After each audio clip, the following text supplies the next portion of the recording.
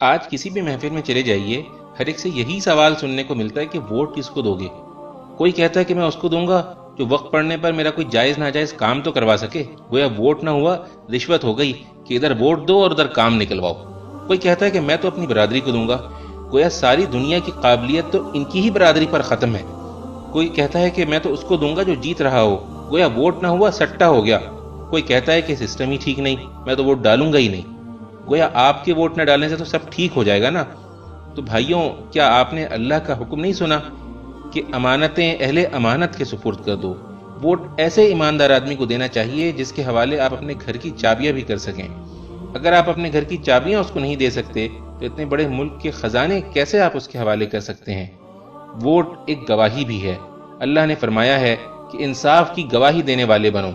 جس شخص کے حق میں آپ ووٹ ڈالتے ہیں تو در حقیقت آپ اس بات کی گواہی دیتے ہیں کہ وہ امانت، دیانت اور حکومت کے امور چلانے کی قابلیت رکھتا ہے۔ اور ووٹ نہ ڈالنے والے وہ بھی اللہ کے اس فرمان کو یاد رکھیں کہ اس شخص سے بڑا ظالم اور کون ہوگا جس کے ذمے اللہ کی طرف سے گواہی ہو اور وہ اسے چھپائے۔ پھر سنیں میرے بھائی، ووٹ ایک سفارش بھی ہے۔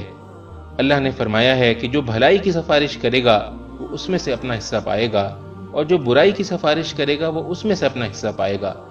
آپ کے ووٹ سے جو جیتے گا، آپ کی برادری کا ہو یا نہ ہو، اور ملک میں اچھے کام کرے گا، اس میں آپ کا بھی اجر ہوگا، اور اگر وہ برے کام کرے گا تو اس کے گناہ میں آپ بھی برابر کے شریک ہوں گے۔